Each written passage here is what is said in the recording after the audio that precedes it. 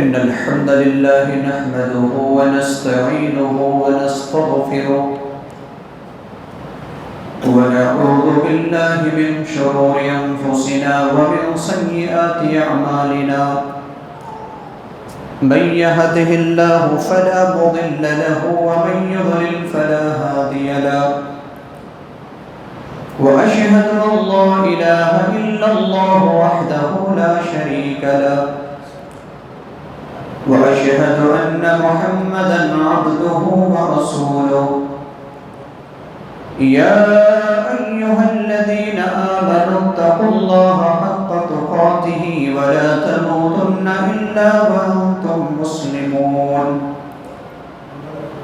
يا أيها الناس اتقوا ربكم الذي خلقكم من نفس واحدة وخلق منها زوجها وبث منهما رجالا كثيرا ونساء واتقوا الله الذي تساءلون به والأرحام إن الله كان عليكم رقيبا يا أيها الذين آمنوا اتقوا الله وقولوا قولا سديدا يصلح لكم أعمالكم ويغفر لكم ذنوبكم ومن يطع الله ورسوله فقد فاز فوزا عظيما أما بعد فإن خير الحديث كتاب الله وخير الهدي هدي محمد صلى الله عليه وسلم وشر الأمور محدثاتها وكل محدثة بدعة وكل بدعة ضلالة وكل ضلالة في النار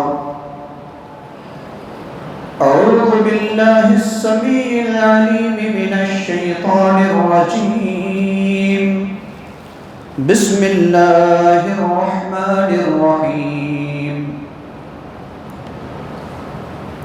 يوم لا ينفع مال ولا بنون إلا من أتى الله بقلب سليم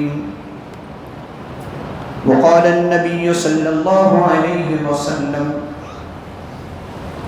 إن الله لا ينظر إلى صوركم وأموالكم ولكن ينظر إلى قلوبكم وأعمالكم رواه مسلم رب اشرح لي صدري ويسر لي أمري واحلل عقدة من لساني يفقهوا قولي اللهم رب زدني علما آمين. معزز حاضرین جمع بزرگ و عزیز ساتھیوں، پردہ نشین خواتین اسلام ماں و بہنوں، اللہ سبحانہ و تعالیٰ کی توفیق سے آج ایک اہم عنوان آپ کے روبرو لے کر کھڑا ہوا ہوں، جس عنوان کا نام ہے دلوں کی اصلاح کیوں اور کیسے۔ دلوں کی اصلاح کیوں اور کیسے ایک وسیع اور لمبا عنوان ہے۔ میں آج کے جمعہ خطبہ میں ایک نقطہ آپ کے سامنے بیان کروں گا، اور اللہ تبارک و تعالیٰ کی توفیق ہوگی تو انشاءاللہ آئندہ جمعہ خطبہ میں اس عنوان کا دوسرا نقطہ بیان کروں گا۔ آج صرف یہ بتاؤں گا کہ دلوں کی اصلاح کیوں، اور انشاءاللہ آئندہ جمعہ خطبہ میں بتاؤں گا کہ دلوں کی اصلاح کیسے۔ روحانی بیماریوں میں سے سب سے بڑی بیماری دل کی بیماری ہے، اور یہ بیماری اتنی خطرناک بیماری ہے کہ یہ بیماری کا تعلق اگر شبہات سے ہو جائے تو اس اس کا دین ختم ہو جاتا ہے۔ اور اس بیماری کا تعلق اگر شہوات سے ہو جائے تو اس کی دنیا اور دین دونوں ختم ہو جاتے ہیں۔ گویا کہ اس بیماری کی دو قسمیں ہیں، ایک کا تعلق شبہات سے ہے اور دوسرے کا تعلق شہوات سے ہے۔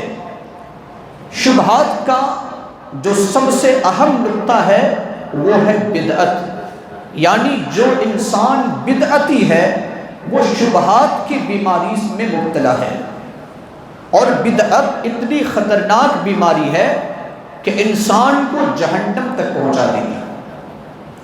اور شہوات، کیونکہ بدعت ایک انسان جو بدعت کو مانتا ہے دراصل وہ شریعت اسلامیہ کو کامل اور مکمل نہیں مانتا، ادھورا اور ناقص مانتا ہے، اور یہ سمجھتا ہے کہ میں اس بدعت کے ذریعے سے دین اسلام کو مکمل کر دیں گے، جبکہ دین اسلام نبی صلی اللہ علیہ وسلم کی زندگی میں مکمل ہو چکا ہے۔ شبہات کے علاوہ جو شہوات کی بیماری ہے، یعنی انسان کا جو دل چاہتا ہے شراب پی لے، رشوت کھا لیں، حرام کھا لیں، بدکاری کر لیں، اس طریقے سے کئی بیماریاں ہوتی ہیں جو شہوات کی بیماری ہے، اور یہ دونوں بیماری خطرناک ہے۔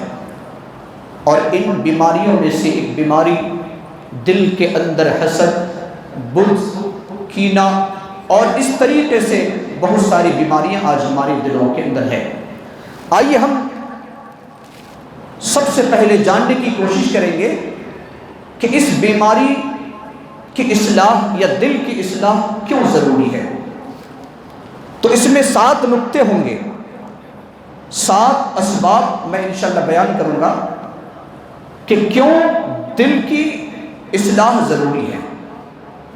تو سب سے پہلا سبب یا پہلی وجہ یہ ہے کہ اللہ تبارک و تعالی کی نظر ہمارے دل پر ہے۔ اللہ تبارک و تعالی کسے دیکھتا ہے؟ ہمارے دلوں کو دیکھتا ہے۔ دلیل صحیح مسلم 2564 نمبر کی حدیث۔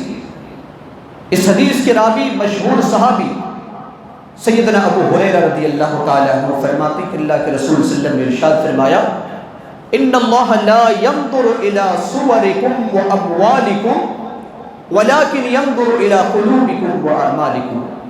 اللہ تبارک و تعالی تمہاری صورت اور تمہارے مال کو نہیں دیکھتا، بعض روایت میں ہے وَإِلَىٰ أَجْسَامِكُمْ، تمہارے جسموں کو نہیں دیکھتا، وَلَٰكِنْ يَنظُرُ إِلَىٰ قُلُوبِكُمْ وَأَعْمَالِكُمْ، لیکن اللہ تمہارے دلوں اور تمہارے اعمال کو دیکھتا ہے۔ ہماری نگاہ کا مرکز، دیکھنے کا معیار لوگوں کا جسم ہے، لوگوں کی صورت ہے، لوگوں کے مال ہے، لیکن رب تعالیٰ نہ تو مال کو دیکھتا ہے، نہ صورت کو دیکھتا ہے، نہ جسم کو دیکھتا ہے۔ اللہ تبارک و تعالیٰ تو انسان کے دلوں کو دیکھتا ہے، اور جس دل پر اللہ کی نظر ہو اس دل کی اصلاح کتنی ضروری ہے۔ ایک معمولی کوئی بڑا مہمان ہمارے اور آپ کے سامنے آ جائے، ہمارے گھر میں آ جائے، ہم اپنے گھر کو کس طریقے سے خوبصورت بناتے ہیں، کہیں کوئی گندگی نہ رہے، ہم سجاتے ہیں، سنوارتے ہیں، اور جو اللہ ہمارے دل کو دیکھے، کیا ہم اس اللہ جو سب سے بڑی، اللہ سے کوئی بڑا ہے ہی نہیں، اس کی نگاہ اگر ہمارے دل پر ہو تو ہمارا دل کتنا صاف ہونا چاہیے۔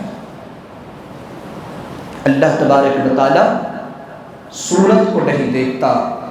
اگر اللہ تبارک و تعالیٰ صورت کو دیکھتا تو تاریخ اسلام میں ایک بہت بڑا نام آتا ہے نبی صلی اللہ علیہ وسلم کا چچا ابو لہب۔ لہب کا معنی کیا ہوتا ہے؟ لہب کا مطلب ہوتا ہے انگارہ۔ ابو لہب انگارے کا باپ۔ ابو لہب اتنا خوبصورت تھا، جس طریقے سے آگ کا انگارہ ہوتا ہے، سرخ ہوتا ہے، اسی طریقے سے ابو لہب کا چہرہ تھا۔ اتنی خوبصورت چہرہ، اللہ تبارک و تعالیٰ نے آیت نازل کی، بلکہ اس نام سے ایک سورت نازل کی اور کہا سیصلی نارا ذات لہب۔ ابو لہب کو اللہ تبارک و تعالیٰ نے جہنم کی وعید سنا دی قرآن مقدس کے اندر۔ دوسری طرف آئیے، ایک اور صحابی ہیں جن کا نام ہے سیدنا بلال رضی اللہ عنہ، جو حبشہ کے رہنے والے، غلام بن کر مکہ آئے، دیکھنے میں بھی بدصورت، ہونٹ بھی موٹے موٹے، لیکن اللہ کے نزدیک اس کا کتنا مقام ہے۔ صحیح بخاری کی روایت 1169 نمبر کی حدیث، جب اللہ کے رسول صلی اللہ علیہ وسلم جنت کا سیر کر رہے ہیں تو اپنے سامنے بلال رضی اللہ عنہ کے جوتے کی آواز کو سنتے ہیں۔ اللہ کے رسول صلی اللہ علیہ وسلم جب معراج سے واپس آئے، بلال حبشی سے سوال کیا، بلال کون سا عمل کرتے ہو کہ میرے آگے آگے تم جنت میں چل رہے تھے؟ یہاں پر یہ یاد رہے کہ بلال رضی اللہ عنہ کا مقام نبی صلی اللہ علیہ وسلم سے بڑا نہیں ہے۔ اس حدیث کی تشریح کرتے ہوئے علامہ امام ابن القیم رحمہ اللہ فرماتے ہیں کہ جس طریقے سے دنیا میں کسی بڑی شخصیت کو کوئی پروٹوکول دیتا ہے، ایک بڑی شخصیت کو آپ اسٹیج پر بلاتے ہیں، اس کے سامنے کوئی آدمی آتا ہے لے جانے کے لیے، اس کا مطلب یہ نہیں کہ جو سامنے چل رہا ہے اس کا مقام اونچا ہے، نہیں۔ تو اسی طریقے سے بلال رضی اللہ عنہ نبی صلی اللہ علیہ وسلم کہ یہاں پر وہی مقام رکھتے ہیں، یعنی بلال رضی اللہ عنہ پروٹوکول دیں گے کس کو؟ نبی صلی اللہ علیہ وسلم کو، جب بھی آپ جنت سے نکلیں گے اور ادھر ادھر جب جائیں گے نبی صلی اللہ علیہ وسلم۔ بہرحال بلال رضی اللہ عنہ سے جب نبی صلی اللہ علیہ وسلم نے پوچھا تو آپ بلال رضی اللہ عنہ جواب دیے، اللہ کے رسول صلی اللہ علیہ وسلم مجھے تو کوئی خاص عمل معلوم نہیں ہے، یاد نہیں ہے، لیکن میں یہ ضرور ایک عمل کرتا ہوں، دن و رات کبھی بھی اگر وضو ٹوٹ جائے میں وضو بناتا ہوں اور اس کے بعد اللہ جتنی طاقت دیتا ہے میں اتنی رکعت نماز ادا کرتا ہوں۔ یہاں پر دیکھیں، ایک طرف ابو لہب انگاروں کا باپ، دوسرے طرف سیاہ فام آدمی، ایک جہنم، دوسرے کہاں ہے؟ جنت میں۔ کیوں؟ اس لیے کہ رب کی نگاہ کا مرکز چہرہ نہیں ہے، جسم نہیں ہے، مال نہیں ہے، دولت نہیں ہے، بلکہ انسان کا دل ہے۔ سیدنا موسیٰ علیہ السلام کے زمانے میں 3 بڑے افراد کا نام آپ نے سنا ہے قرآن کے اندر، فرعون کا، حامان کا اور قارون کا۔ قارون کا خزانہ مشہور ہے، لیکن جس وقت اللہ تبارک و تعالیٰ نے موسیٰ علیہ السلام کو بچایا اور فرعون کو غرق کیا تو اس غرق میں فرعون تو شامل تھا، حامان تو شامل تھا، لیکن اس سے پہلے ہی اللہ تبارک و تعالیٰ نے قارون کو زمین پہ دھسا دیا، اس کا مال کام نہیں آیا۔ اللہ کے نزدیک، رب کے نزدیک جو اللہ دیکھتا ہے ہمارے جسم کے کسی حصہ کو تو صرف دل کو دیکھتا ہے، لہٰذا ہمارا دل کی اصلاح ضروری ہے۔ نمبر 2، دل کی ہم اصلاح کیوں کریں؟ اس وجہ سے کریں کیونکہ دل کی اصلاح کے اوپر ہمارے جسم کے تمام اعضاء کے دار و مدار ہیں۔ ہمارے جسم میں کتنے حصے ہیں، کتنے عضو ہیں؟ آنکھ بھی ہے، کان بھی ہے، سر بھی ہے، بھیجا بھی ہے، اور پیر بھی ہے، انگلیاں بھی ہے، ظاہری حصے بھی ہیں اور اندرونی حصے بھی ہیں، لیکن ان تمام حصوں میں سب سے عظیم ترین حصہ کون سا ہے؟ تو یاد رہے کہ وہ دل ہے۔ اس کی دلیل صحیح بخاری حدیث نمبر 52، سیدنا نعمان ابن بشیر رضی اللہ عنہ فرماتے ہیں کہ اللہ کے رسول صلی اللہ علیہ وسلم نے ارشاد فرمایا الا وان فی الجسد مضغۃ اذا صلحت صلح الجسد كله واذا فسدت فسد الجسد كله الا وهي القلب. اللہ کے رسول صلی اللہ علیہ وسلم نے فرمایا خبردار ہو جاؤ، ہوشیار ہو جاؤ. اللہ کے رسول صلی اللہ علیہ وسلم تنبیہ کر رہے ہیں کہ اے میرے امت کے لوگوں، اچھی طرح سے یاد رکھو کہ انسان کے جسم میں ایک گوشت کا ٹکڑا ہے اور اس ٹکڑے کی اتنی اہمیت ہے کہ اگر وہ گوشت کا ٹکڑا صحیح سالم ہے تو سارا جسم صحیح سالم رہے گا، اگر وہ ٹکڑا بگڑ گیا تو سارا جسم بگڑ جائے گا. الا وہی القلب، خبردار وہ حصہ دل ہے.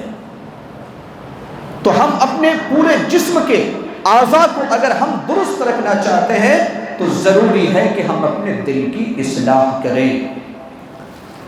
اختصار کے ساتھ میں کہہ رہا ہوں، نمبر 3، دل کی ہم اصلاح کیوں کریں؟ اس لیے کہ جس دل میں ایمان ہے وہ دل خوبصورت ہے، اور جس دل میں ایمان نہیں ہے وہ دل بدصورت ہے.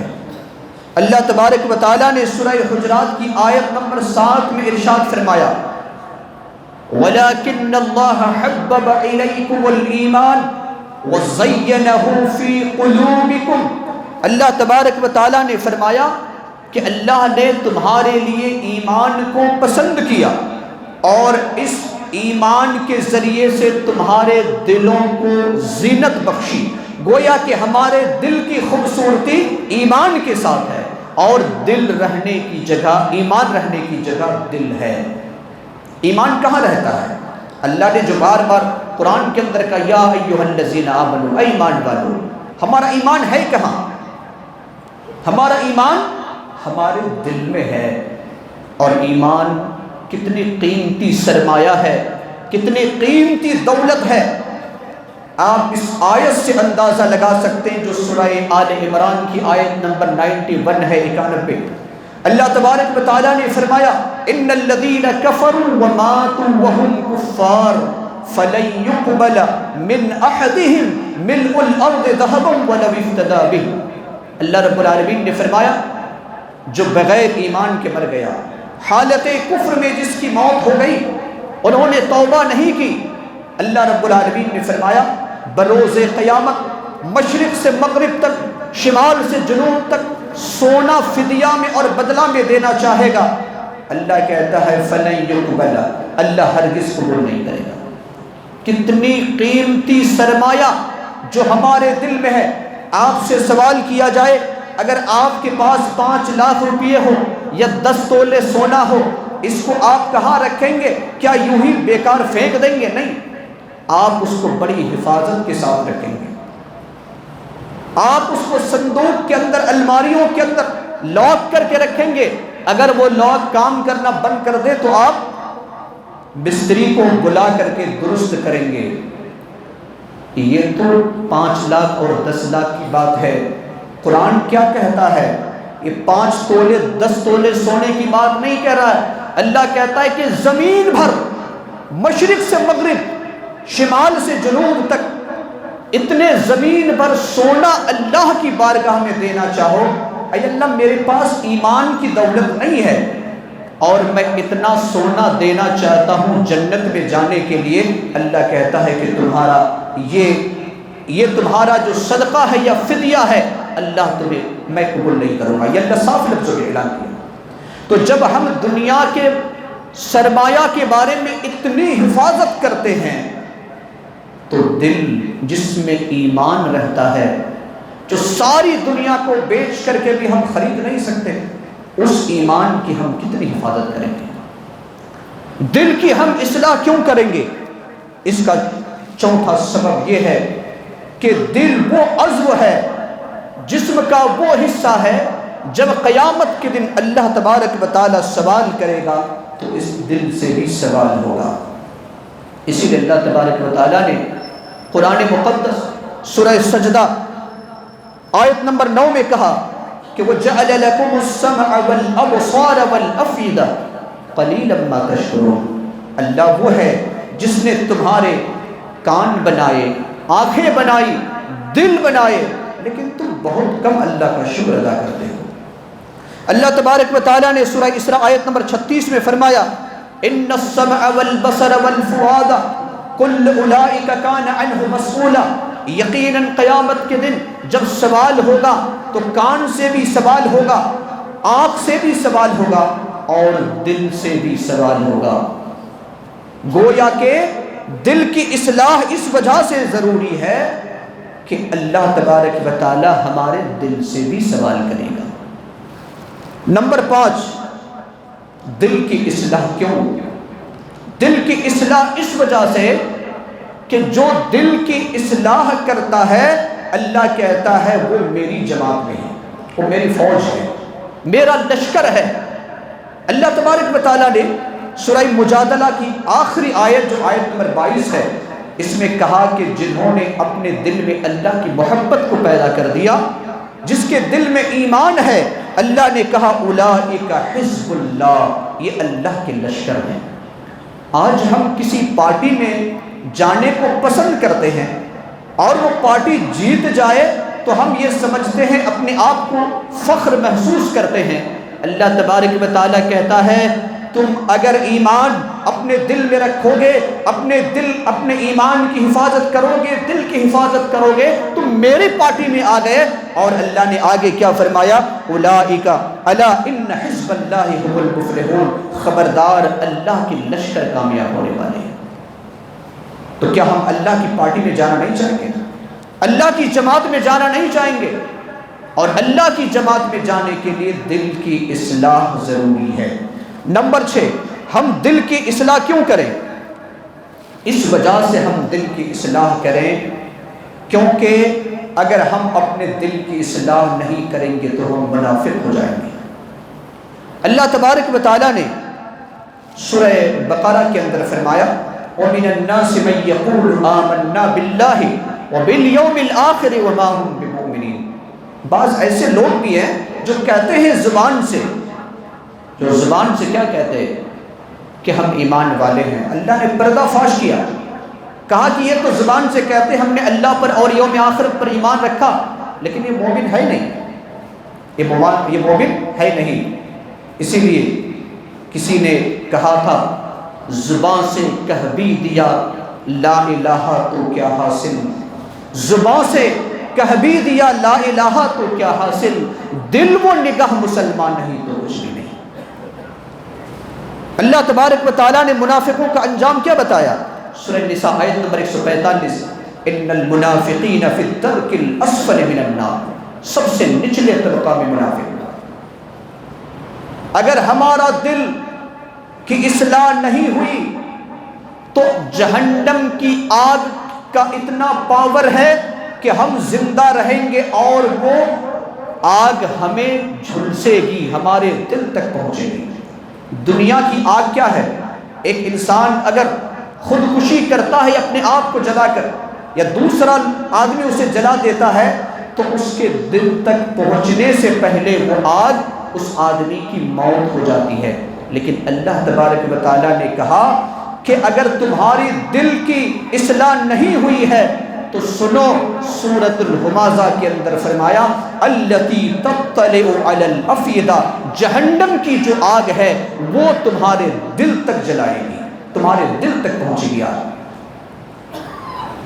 ہم دل کی اصلاح کیوں کریں؟ یہ آخری نقطہ کہہ کر اپنی بات کو ختم کروں کہ دل کی اصلاح اس وجہ سے کریں کہ اگر ہم آخرت میں کامیاب ہونا چاہتے ہیں تو ہم اپنے دل کی اصلاح کریں۔ اس کی دلیل کیا ہے؟ اللہ تبارک و تعالیٰ نے سورۃ الشورى آیت نمبر 88 اور 89 میں فرمایا، اللہ رب العالمین نے فرمایا لا ينفع مال ولا بنون، اللہ رب العالمین نے فرمایا یوم لا ينفع مال ولا بنون الا من اتى الله بقلب سلیم، اس دن مال کام نہیں آئیں گے، ولا بنون اور نہ بیٹے کام آئیں گے، مال بھی کام نہیں آئے گا بیٹا بھی کام نہیں آئے گا۔ اس دن کی کیفیت تو یہ ہوگی، اللہ رب العالمین نے فرمایا یوم یفر المرء من اخیہ وامہ وابیہ وصاحبتہ وبنیہ، ہر انسان اپنی اپنی فکر میں رہے گا، بھائی بھائی سے بھاگے گا، بیٹا باپ سے بھاگے گا، ماں بیٹی سے بھاگے گی، شوہر بیوی سے بھاگے گا، یہ نفسی نفسی کا عالم ہوگا۔ پھر کون کامیاب ہوگا؟ اللہ رب العالمین نے فرمایا الا من اتی اللہ بقلب سلیم، جو اصلاح والا اور درست والا دل لائے گا وہی کامیاب ہوگا۔ سورہ قاف کے اندر اللہ رب العالمین نے صاف لفظوں میں فرمایا وَأُزْلِفَتِ الْجَنَّةُ لِلْمُتَّقِينَ غَيْرَ بَعِيدٍ هَذَا مَا تُوعَدُونَ لِكُلِّ أَوَّابٍ حَفِيظٍ مَنْ خَشِيَ الرَّحْمَنَ بِالْغَيْبِ وَجَاءَ بِقَلْبٍ مُنِيبٍ۔ جنت کس کے لیے قریب کی جائے گی؟ جو اللہ کو بغیر دیکھے اللہ کا خوف رکھتا ہو، توبہ کرنے والا دل جو لاتا ہو۔ اللہ تبارک و تعالیٰ نے کہا کہ یہی لوگوں کے لیے جنت کو قریب کر دی جائے گی۔ تو یہ چند اسباب تھے جس کو اللہ تبارک و تعالیٰ نے اور پیارے نبی صلی اللہ علیہ وسلم نے قرآن اور حدیث کے اندر اس کو واضح طور پر بتایا۔ پھر میں آپ کے سامنے صرف ان اسباب کو گنا دیتا ہوں کہ کیوں ہم اپنے دل کی اصلاح کریں۔ تو پہلا سبب کیا ہے؟ پہلا سبب یہ ہے کہ دل وہ مقام ہے جو اللہ دیکھتا ہے، یعنی اللہ کی نگاہ کا مرکز ہمارا دل ہے۔ نمبر 2، ہم دل کی اصلاح کیوں کریں؟ اس وجہ سے کریں کہ اگر دل صحیح سالم ہے تو پورا جسم صحیح سالم رہے گا۔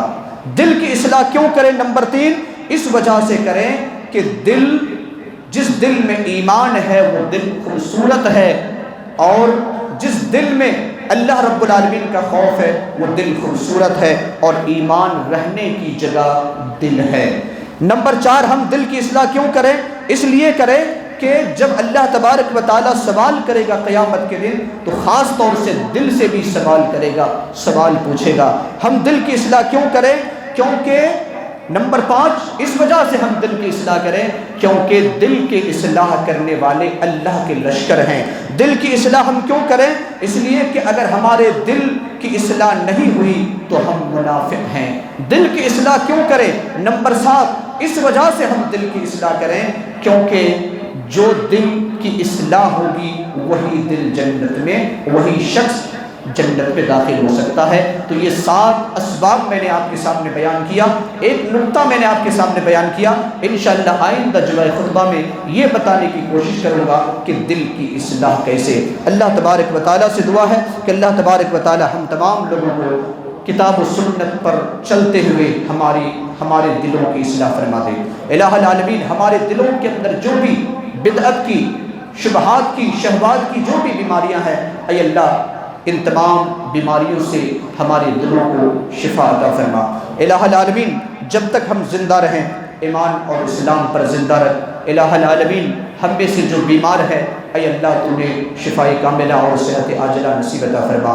جو جس پریشان حال میں مبتلا ہے اے اللہ ان کی پریشانی کو دور فرما، ہمارے حسنات کو قبول فرما لے، ہمارے گناہوں کی مغفرت فرما، ہماری اولاد کو اور ہماری بیویوں کو اے اللہ ہماری آنکھوں کی ٹھنڈک بنا، ہمارے مرحومات اور مرحومین کی قبر کو نور سے منور فرما دے، انہیں جنت الفردوس میں اعلیٰ مقام نصیب عطا فرما۔ اے اللہ جب تک زندہ رکھ، ایمان اور اسلام پر زندہ رکھ۔ اے اللہ جب اپنے پاس بلا، ایمان ہمارے سینے میں محفوظ رہے اور کلمہ شہادت ہماری زبان میں جاری رہے، اور اے اللہ تو اپنے پاس بلا۔ آمین۔ بارک اللہ لنا ولکم فی القرآن العظیم ونفعنا وإياكم بالآیات الحکیم۔